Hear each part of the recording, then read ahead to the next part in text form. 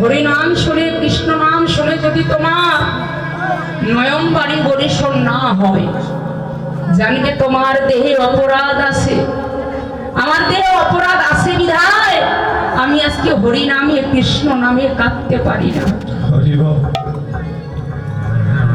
অপরাধ যদি আমাদের দেহের মধ্যে থাকে তাহলে হরি নামে কখনো নয়ন জল আসে না মাগো। আমরা অনেকেই কাঁদি, অনেকেই আমরা কাঁদি কখন? যখন সংসারে আমরা আঘাত পাই, যখন কারো স্ত্রী মারা যায়, কারো স্বামী মারা যায়, কারো আবার সন্তান চলে যায়, তখন আমরা কাঁদি, কাঁদি না? সকলেই কাঁদি।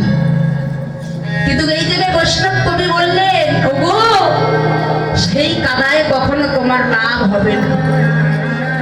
তুমি সেই কান্না যতই কাঁদো না কেন, সেই কান্নায় কখনো তোমার লাভ হবে না।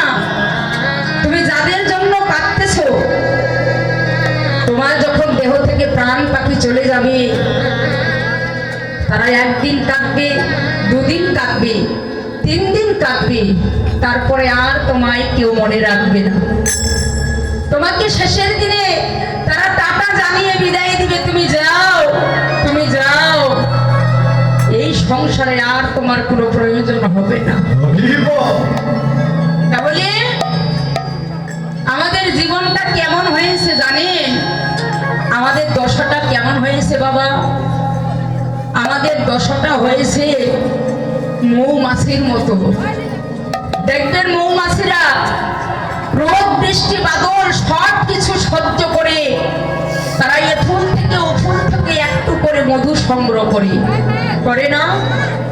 তারা একটু করে মধু সংগ্রহ করে কি করে? তারা একদিন বিশাল বড় একটা চাক গড়ে তোলে।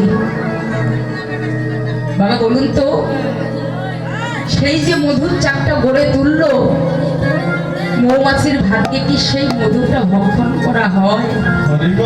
সে পারে ভক্ষণ করতে? ভক্ষণ করে কারা? মৌমাছি হরণ করা যারা,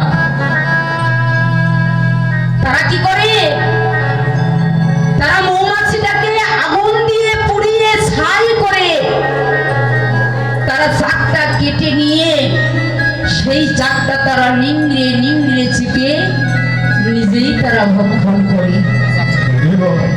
তত্র এই মৌমাছির দশা হয়েছে আমাদের মতো জীবী।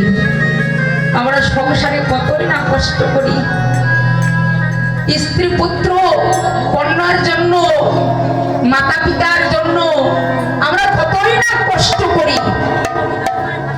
মাথার ঘাম পায়ে ফেলে আমরা টাকা উপার্জন করে ব্যাংকে জমা রাখি না?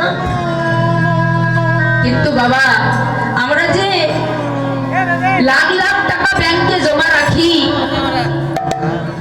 আমাদের এই দেহ থেকে প্রাণ পাখি যখন চলে যাবে